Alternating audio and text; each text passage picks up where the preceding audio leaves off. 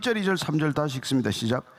다윗과 그의 사람들이 사흘 만에 시글락에 이른 때 아말렉 사람들이 이미 네겝과 시글락을 침노하였는데 그들이 시글락을 쳐서 불사르고 거기에 있는 젊거나 늙은 여인들은 한 사람도 죽이지 않았고 다 사로잡아 끌고 자기 길을 갔더라. 다윗과 그의 사람들이 성읍에 이르러 본즉 성읍이 불탔고 자기들의 아내와 자녀들이 사로잡혔는지라. 다윗과 그의 사람들은 아벡에서 시글락으로 돌아오게 되었어요.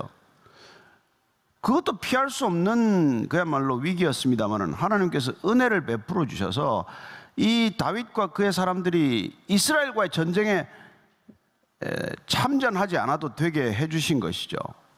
참 절묘한 방법으로 빠져나온 것입니다. 다윗과 그 사람들이 이스라엘 백성들과 전쟁을 치르면 어떻게 되겠습니까? 다윗과 사울이 전장에서 맞서게 되면 어떻게 되겠습니까? 근데 절묘하게 그 위기를 빠져나와서 이제 시글락으로 돌아오게 된 것이죠. 그것도 아기스 왕이, 블레셋의 아기스 왕이 미안해하는 표정으로 달래는 어조로 야 그냥 돌아가라. 다른 왕들이 너희들이 이렇게 전쟁터에 나오는 걸 싫어하니 어쩌겠니? 너희들 마음은 내가 알겠지만 돌아가라고 그랬을 때 사실 그 얘기를 듣는 다윗의 속마음과 그 부하들의 속마음은 얼마나 기뻤겠어요. 아마 얼굴 표정 감추느라고 애썼을 것입니다. 그리고 아벡에서 시글락으로 돌아오는 발걸음은 훨씬 가벼웠겠지요. 그러나 그 시글락에서 지금 무슨 일이 기다리고 있는지를 어떻게 알았겠습니까? 와보니까 온 마을은 온통 불타버렸고 그냥 연기만 군데군데 피어오르고 있고 사람은 흔적도 없어지는 그런 모습이 눈앞에 펼쳐진 것이죠. 얼마나 놀랐겠습니까? 그래서 지금 4절, 5절 이렇게 쓰고 있습니다. 시작. 다윗과 그와 함께한 백성이 울 기력이 없도록 소리를 높여 울었더라. 다윗의 두 아내 이스라엘 여인 아히노암과 갈멜 사람 나발의 아내였던 아비가일도 사로잡혔더라. 아니 와서 전부 그때 명색이 600명이다. 남자 장정들입니다. 군사들이에요. 칼을 찼어요. 보통 뭐 이렇게 남자들끼리 잘 안 울지 않습니까? 근데 이 상황에 맞닥뜨리고 나니까 뭐 어찌할 도리가 없고 누군가 한 사람 울음을 터뜨렸겠죠. 그랬더니 그 순식간에 그 울음이 통곡으로 변하고 그냥 그 600명 전체가 함께 통곡하는 그야말로 마을이 떠나갈 듯 우는 그런 모습이 된 것이죠. 여기 울 기력이 없을 만큼 울었다고 되어 있습니다. 사람이 한참 울다 보면 기진맥진하지 않습니까? 전신에 기운이 빠져나가잖아요. 사흘길 오느라고 제대로 먹었겠어요? 어땠겠어요? 아벡에서 시글락까지 한 100km를 오면서 뭐 그렇게 넉넉하게 여유있게 오진 않았을 것입니다. 이미 올 때도 힘들고 피곤하고 지친 상태인데 와서 그냥 죽도록 울고 나니까 어땠겠어요? 어떤 사람은 뭐 졸도하는 사람이 있었을지도 모를 일이고 혼자서 땅을 치고 오는 사람도 있을 것이고 옆에 있는 사람을 얼싸안고 울 수도 있는 것이고 그야말로 기가 막힌 광경이 벌어지고 만 것이죠. 전장에서 시글락으로 돌아올 때만 해도 발걸음이 가볍고 그래도 어떤 희망을 품고 돌아왔는데 이건 뭐 절망 중에 절망적인 상황 아니겠습니까? 근데 이게 뭐 다윗도 최근에 결혼한 아비가일까지 해서 두 아내가 다 이제 사라지고 없는 것이죠. 그래서 모두가 다 울고 있는 이 상황에 이제 울음소리가 잦아드는 상황에 모두들 기진맥진해서 도대체 어떻게 해야 될지를 생각해야 할 그때 사람들의 모습이 어떤 모습이냐는 것이죠. 6절 말씀이에요. 시작. 백성들이 자녀들 때문에 마음이 슬퍼서 다윗을 돌로 치자 하니 다윗이 크게 다급하였으나 그의 하나님 여호와를 힘입고 용기를 얻었더라. 그렇습니다. 뭐 아내를 잃은 것, 자녀들을 잃은 것, 공동체 전체가 쑥대밭이 된 이 상황에서 약간 정신이 좀 들더니 사람들이 고작 생각해낸 게 다윗을 돌로 치자라고 누구 입에서 이 말이 툭 튀어나온 거예요. 이 모든 책임은 다윗에게 있다. 물론 뭐 생각할 수 있었던 일이에요. 왜냐하면 아기스 왕에게 인정받기 위해서 신뢰를 쌓기 위해서 그는 주로 아말렉 족속들과 남방 족속들을 치고 다녔는데 이스라엘 백성들을 쳤다고 속이면서 결국 주 공격 대상으로 삼았던 건 아말렉 족속들이니까 반격이 있을 수 있는 것이고 또한 복수극은 예견된 일일 수도 있었죠. 그래서 얼핏 생각하기에는 600명을 다 끌고 아기스에 갈 것이 아니라 그래도 이 마을을 지킬 수 있는 장정들 한 100명이면 200명이건 두고 갔어야지, 몽땅 다 끌고 갔다가 헛수고하고 돌아올 바에야 이게 무슨 짓이냐. 그러니 이 모든 일을 책임져야 할 다윗을 돌로 치자라고 말해요. 돌 치는 건 아무나 치지 않았어요. 이스라엘 백성들이 돌로 치는 상황은 아주 특별한 상황이었습니다. 하나님을 입술로 모독하든지 아니면 현장에서 사람을 살인하는 사람이라든지, 그래서 이스라엘 공동체에서 그 죄를 근절해야만 하는 그런 상황이 아니고서는 누구에게 사람을 돌로 치자 이런 얘기를 입 밖에 낼 수는 없는 것이죠. 그런데 다윗을 돌로 치자, 야, 참, 저는 정말 등골이 서늘한 그런 느낌이었어요. 이게 인간이구나. 이게 인간의 모습이구나. 여기 온 사람들 600명이 어떤 사람들이에요? 도대체 어떤 사람들이 다윗 수하에 모였습니까? 22장 1절 2절 한번 더 읽겠습니다. 22장 1절 2절 같이 읽습니다. 시작. 그러므로 다윗이 그곳을 떠나 아둘람 굴로 도망하며 그의 형제와 아버지 온 집이 듣고 그리로 내려가서 그에게 이르렀고, 환난당한 모든 자와 빚진 모든 자와 마음이 원통한 자가 다 그에게로 모였고, 그는 그들의 우르머리가 되었는데 그와 함께한 자가 400명가량이었더라. 물론 600명으로 불어납니다만은 이 보니까 여기 온 사람들은 말이죠, 다윗이 부른 사람들이 아니에요. 다윗이 아둘람 동굴에 숨어 있는데 거기까지 찾아온 사람들이에요. 왜요? 사울 치하에서는, 사울 왕 아래서는 살 길이 없는 사람들이니까. 마음이 원통해서 못 살고 말이죠, 한이 맺혀 못 살고, 빚에 져서 못 살고, 누구한테 의지할 바가 없어서 못 살고, 정말 오갈 데 없는 사람들이란 말이죠. 정말 사회 부적응자들이요, 감옥에 가도 단단히 감옥에서 평생 썩어야 할 사람들이요, 이런 자들이 지금 모여서 그동안 그 10년 가까이 거두어 주었고, 시글락에 들어와서도 1년 4개월 동안 이들을 품어주고 안아주고 그들과 함께 때로 예배도 드리고 찬양도 하고 기도도 하면서 하나님은 누군지를 모르는 그 정말 불안당과도 같은, 불량배와도 같은 사람들을 예배 공동체로 이끌어왔던 그 다윗을 지금 이런 환난 앞에서 돌로 쳐 죽이자, 이런 소리가 툭 튀어나오는 거예요. 이게 인간이라는 것을 우리가 주목해야 한다는 것입니다. 사람이란 이런 존재다. 그런데 오늘 그의 하나님 여호와를 힘입고 용기를 얻어야 돼. 다급한 상황은 다 마찬가지인데, 다윗의 사람들은 다윗을 돌로 치자라고 하는 생각과 결정을 내리게 되고, 다윗은 그 순간에 하나님께 엎드려서 하나님 안에서 힘을 얻었더라. 이걸 직역을 하면 그러지. 다윗은 여호와 하나님 앞에서 스스로 강해졌다. 이게 문자 그대로 직역을 하면 그래요. 다윗은 하나님 여호와 안에서 스스로 강해졌다는 것입니다. 이게 하나님 안에서라고 하는 표현에 우리가 주목해야 하는 까닭은, 이게 여러분 우리가 그토록 바울이 서신서를 통해서 그리스도 안에서라고 반복하는 것과 동일한 뜻이라는 것입니다. 구약시대나 신약시대나 하나님 안에서, 그리스도 안에서, 성령 안에서 우리는 스스로 강해져야 하는 존재라는 것입니다. 위기를 만났을 때 우리가 어떻게 반응하느냐? 세상 사람들은 혼자 힘을 내기 위해서 발악적으로 행동하죠. 또 혹은 사람들은 위기를 만나면 옆에 있는 사람들을 어떻게든지 힘을 모아서 그 위기를 돌파하려고 합니다. 나쁘지 않아요. 그래서 사람들은 사람 관계를 그렇게 복잡하게 만들어가는 것이죠. 사람을 많이 알면 알수록 더 힘을 모을 수 있다고 생각하기 때문에 얼마나 자기의 많은 시간을 다른 사람들에게 쓰고 사느냐는 말이에요. 그러나 우리가 알거니와 그렇게 많은 사람들에게 관심과 배려를 기울여도 그 사람들이 이해관계가 딱 엇갈리면 그야말로 자기 목숨이 경각에 달리거나 하면은 돌아설 수밖에 없는 게 인간이란 말이에요. 따라서 신앙인이란 무엇이냐면은 이런 위기가 닥쳤을 때 하나님을 먼저 기억하고 하나님의 이름을 부르고 하나님 앞에 엎드려서 하나님을 전심으로 의뢰하는 자가 신앙인이란 말이에요. 그래서 하나님 안에 머물렀더니 하나님 안에서 스스로 강해지는 것을 경험했다는 것입니다. 하나님 없이 스스로 강해지고자 하고 하나님 없더라도 사람들과 함께 강해지고자 하는 세상을 살아가는 우리로서는 이 세상을 헤쳐나가는 힘, 이 세상과 맞서는 힘, 이 세상과 대결할 수 있는 힘, 그리고 이 세상을 넉넉히 이길 수 있는 힘은 우리가 하나님 안에서 하나님과 더불어 하나님과 함께 강해지는 자가 되는 것이란 말이죠.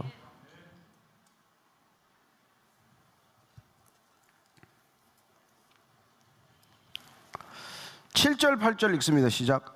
다윗이 아히멜렉의 아들 제사장 아비아달에게 이르되 원하건대 에봇을 내게로 가져오라. 아비아달이 에봇을 다윗에게로 가져가며 다윗이 여호와께 묻자와 이르되 내가 이 군대를 추격하면 따라잡겠나이까 하니 여호와께서 그에게 대답하시되 그를 쫓아가라. 내가 반드시 따라잡고 도로 찾으리라. 내가 반드시 따라잡고 도로 찾으리라. 그가 하나님 앞에 스스로 강해지고 나서 하나님의 뜻을 확인하고자 하는 절차를 이제 갖게 됩니다. 아니, 그런 블레셋 땅에 넘어올 때 이런 절차를 거쳤어야죠. 그러나 블레셋 땅에는 그냥 자기 뜻으로 넘어왔단 말이에요. 그랬더니 어쩌면 뭐 하나님께서 한번 물끄러미 본 거죠. 다윗, 내가 한번 결정한 결과를 한번 보자. 무슨 일이 일어나나? 그래서 다윗이 지금 하나님 안에서 스스로 강해지고 났더니 그냥 뛰어나가는 게 아니라 그때 비로소 하나님의 뜻을 확인하게 된단 말이에요. 하나님 안에서 강해진 자가 해야 될 첫 번째 일이 뭐라고요? 하나님의 뜻을 확인하는 거란 말이에요.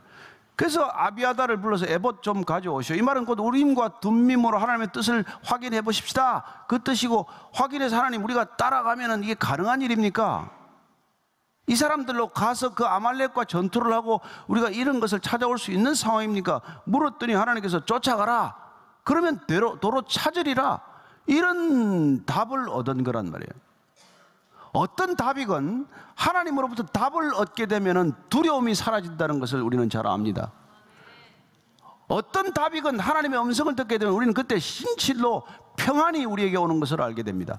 상황은 전혀 지금 변화가 없지만 하나님의 음성을 듣고 하나님의 뜻이 분별되고 하나님의 뜻이 확인되면 그때부터 우리는 놀랍게도 담대해지는 것이죠. 두렵지 않습니다. 상황은 녹록하지 않아요. 결코 쉬운 상황은 아닙니다. 그냥 되는 건 아니에요. 그러나 어떤 어려움이 있을지라도, 어떤 환난이 기다리고 있다고 할지라도 더 이상 두렵지 않은 사람이 되는 거란 말이에요. 자, 9절 10절입니다. 시작. 이에 다윗과 또 그와 함께한 600명이 가서 부솔 시내에 이르러 뒤떨어진 자를 거기 머물게 했으며 곧 피곤하여 부솔 시내를 건너지 못하는 200명을 머물게 했고 다윗은 400명을 거느리고 쫓아가니라. 이게 다윗의 리더십의 특성이에요. 아니, 지금 이 나를 돌로 치려 하던 사람들 데리고 무슨 싸움이 됩니까? 우리는 이제 돌로 치려 하던 사람들이 가라앉으면 주동자를 색출해야 돼. 예? 네가 제일 먼저 얘기했지. 그리고 제일 먼저 그게 동의를 표한 놈 누구야? 블랙리스트가 순식간에 머리에 정리가 돼가지고 이 사람들하고는 절대 일을 안 하기로 결정을 해. 다윗은 어떠세요? 어때요? 그 600명이 다 나를 돌로 치려고 한 자들인데 그 자들하고 무슨 일을 더 합니까?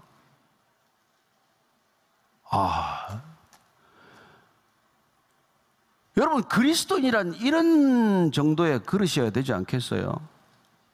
뭐 말 한마디만 좀 들으면 그냥 평생 원수로 삼고 얼굴도 안 보고 말이죠. 내가 하나님이라도 그리스도인들하고 일 안 하겠어.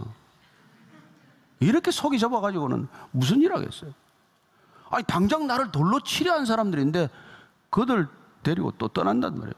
근데 가다가 시글락에서 붓솔까지 한 25km 되는데, 물론 100km를 왔기 때문에 힘들죠. 가다가 3분의 1이 또 주저앉아요. 못 가겠다고 그래요. 도저히 우리는 더 못 갑니다. 아니, 지금 이게 어떤 상황인데 지금 200명이나 탈락을 하면 400명이 무슨 사기가 남아 있습니까? 힘든 건 다 마찬가지인데. 근데 다윗은 쉬어라. 못 가겠다는 사람은 쉬어라. 여러분, 대단한 용기 아닙니까? 대단한 믿음 아닙니까? 대단한 관용 아닙니까? 대단한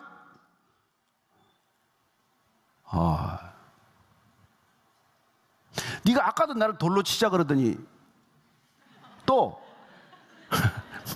이게 우리 생각인데. 아이고, 내가 너 처음부터 내가 안 데려올 텐데 말이야. 아니 내가 너 아둘람 올 때부터 내가 알아봤어야 되는데 그러지 않는단 말이에요. 200명 쉬어라. 이 붓솔 시냇가는 영적 전쟁에서 아주 중요한 길목이에요. 하나님의 나라, 하나님의 전쟁, 하나님의 계획은 자원하는 자들로만 시작되어야 한다는 것입니다.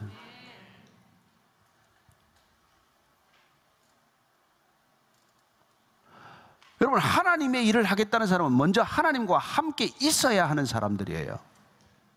하나님의 일을 하겠다는 사람은 먼저 자원하는 심령으로 해야 한다는 것입니다.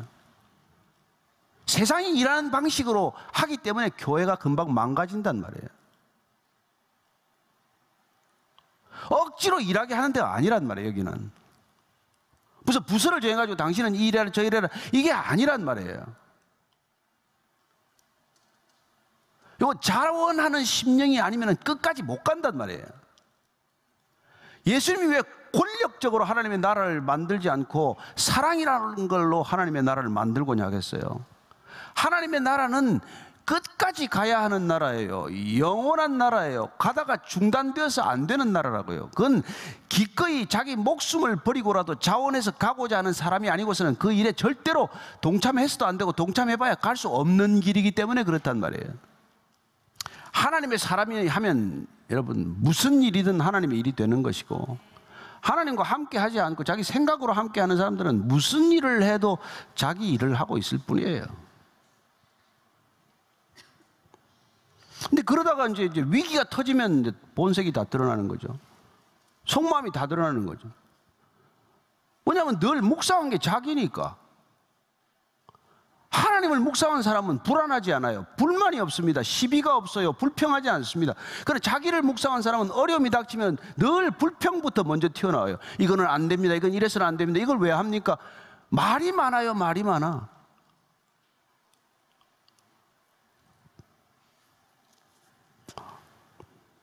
저는 여러분들이 정말 구별된 삶을 산다는 것은 하나님으로 가득 차 있는 삶이에요. 툭 건드리면 하나님이 쏟아지는 삶 아닙니까? 그래야 여러분 구별된 삶이 되는 것이죠. 그래야 두려움이 없어요. 불안하지 않아야 불만족스럽지 않죠. 그래야 여러분 불안하지 않아야 담대해지고 하나님의 일을 두려움 없이 할 수 있는 것이죠.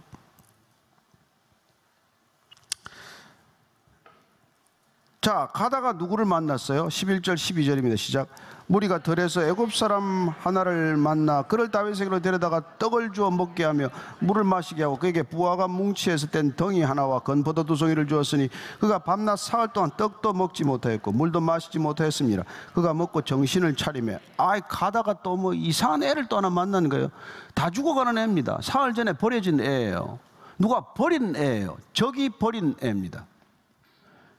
이걸 지금 또 살리겠다고 뭐 데려와가지고 지금 이 바쁜 와중에 200명은 처지고 400명 가지고 싸움이 될까 말까 하는데 그것도 지금 뭐 바싹 따라 붙어야 될 그런 절박한 상황인데 가다가 또 이 친구를 만나가지고 이걸 또 살린다고 또 지체를 하고 있는 모습을 본단 말이에요. 붓솔 시냇가에서 못 가겠다는 사람이 200명 주저앉아 있는 걸 그 꼴을 또 보고 있더니 또 가다가 이 애굽인 청년 소년을 하나 만나는 것이죠. 이 사람부터 살린단 말이에요. 여러분, 사람부터 살리고 보는 게 이게 다윗의 리더십이에요. 사람부터 살리고 보는 게 이게 그리스도인의 리더십이에요. 그러면 다윗이 이 친구가 뭐 비밀을 다 알고 있을 걸 알고 지금 구합니까?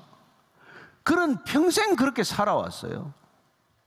양떼가 습격을 당해도 사자와 곰으로부터 지켰고, 이스라엘 군대가 조롱받고 위기에 빠져도 골리앗에게 달려들었고, 그는 사울왕에게 쫓겨서 도피할 때도 그 일락 주민들이 타작마당에 습격을 당하자 그들을 또 공격해서 또 지켜주고, 나발의 목자들이 그게 위험을 또 당하자 그 목자들도 또 위기에서 구해주고, 그는 지금까지 사람 살리는 일을 주업으로 해왔기 때문에 어떤 일이 있든지 먼저 사람의 목숨을 먼저 구하는데 자기 인생의 우선순위를 두고 살아왔기 때문에 이게 이방인 애굽인이라고 하는 지극히 하찮은 그냥 지나가도 누구도 문제 삼지 않을 이 사람을 보고 그냥 지나치지 않는단 말이죠.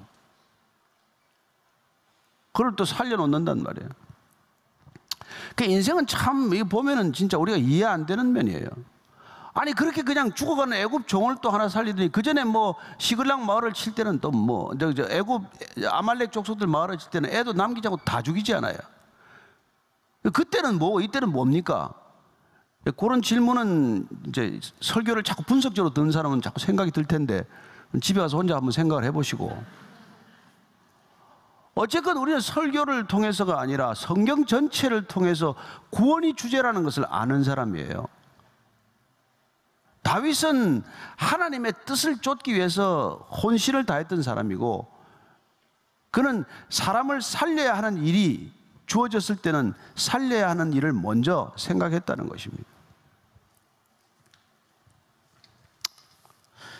예수님께서 오셔서 이 얘기하신 것이죠. 우리가 마태복음 25장 말씀이 그 말씀 아닙니까? 예? 25장 40절 말씀만 한번 읽어볼게요. 마태복음 25장 40절. 임금이 대답하여 이르시되 내가 진실로 너에게 이르노니 너희가 여기 내 형제 중에 지극히 작은 자 하나에게 한 것이 곧 내게 한 것이니라. 이게 이제 우리의 신앙의 현주소예요. 우리는 교회가 무슨 일을 하더라도 생색나는 일 좋아합니다. 사람들한테 인정받는 일을 좋아해요. 결코 오른손이 한 일을 왼손이 모르게 하는 거 좋아하지 않습니다. 그러나 하나님께서는 늘 작은 자에게 한 것이 곧 내게 한 것이다 이렇게 말합니다. 우리는 뭐 큰 자들한테 뭘 하기를 좋아하죠. 큰 자들이 부르면 득달같이 달려가고 작은 자는 부르면 고개를 돌리는 일이 많지만, 그러나 하나님께서는 이렇게 작은 자들, 하찮은 사람들, 이런 사람들한테 하는 게 곧 내게 한 것이다 이렇게 말하지 않습니까? 다윗은 구원이라고 하는 큰 주제에 합당한 사람이었기 때문에 하나님이 계속 쓰고 계신 거란 말이에요. 인격적으로 미숙한 것도 많고 때로는 묻지도 않고 막 블레셋에 도망도 가고, 그래서 뭐 엉뚱한 짓을 하기는 하지만, 그러나 그는 어쨌건 우리가 하나님 중심으로 살기 위해서 몸부림치는 것을 그리분이 아시기 때문에 하나님께서 긍휼한 마음을 절대로 버리지 않는 걸 보게 되죠. 자, 13절부터 15절까지 읽고 정리하겠습니다. 시작.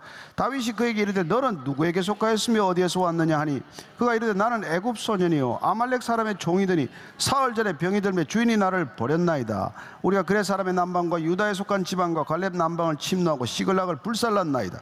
다윗이 그에게 이르되 내가 나를 그 군대로 인도하겠느냐 하니, 그가 이르되 당신이 나를 죽이지도 아니하고 내 주인의 수중에 넘기지도 아니하겠다고 하나님의 이름으로 내게 맹세하소서.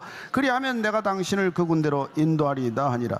결론은 이 하찮아 보이는 소년, 그냥 지나쳐도 무방할 것만 같았던 이 청년을 살렸더니, 그 목숨을 살렸더니 그가 지금 다윗이 가야 할 목적지에 아주 중요한 키를 가지고 있는 열쇠를 가진 사람이라는 것입니다. 하나님의 섭리는 이런 곳곳에 숨겨져 있다는 거예요. 우리가 보기에는 안 그런데, 그렇습니다. 우리가 보기에는 안 그런 그곳에 하나님의 뜻이 있을 수 있다는 것이죠. 이런 방식으로 하면 안 될 것 같은데, 아니요, 이런 사람들이 보편적으로 하지 않는 방식 가운데 하나님의 뜻이 있을 수 있다는 것입니다. 우리가 하나님을 신뢰한다는 것은 우리가 생각하는 통상적이고 그런 관습적인 일에서 때로는 파격적으로 벗어나야 하는 일일 수 있다는 것이죠. 뭐 이거 하나 살려서 말이지, 뭐 이거 그것도 또 이거 지금 부하들도 지금 이 광야를 다니거나 사막을 다닐 때 먹는 게 너무 아깝잖아요. 물 한 방울이 지금 귀한 거 아닙니까? 그 이런 청년들한테 뭘 먹을 걸 나눠주고 무슨 무화과니 무슨 떡덩이 무슨 물이니 이런 걸 그냥 정신 차리게 하느라고 막 먹일 수 없는 일이란 말이죠. 그러나 아끼지 않고 베풀었더니 하나님께서는 그를 통해서 이 군대가 어디로 가야 할지, 아말렉이 지금 어디에 있는지, 어떻게 그들에게 가야 할지를 다 계획하고 있는 일이 되고 만 것이죠. 그렇습니다. 구원을 향한 우리의 열정이 늘 한 곳에 초점을 맞추고 있으면 하나님께서 어떤 어려움도 하나님의 뜻 안에서 풀려날 줄로 믿으시기 바랍니다. 우리가 하나님께 초점을 맞추고 있으면 하나님은 우리 삶에 일어나는 모든 문제가 하나님 뜻 안에서 어떤 형태로든 해결되는 해결 방안을 갖고 계시다는 것을 믿으시기 바랍니다.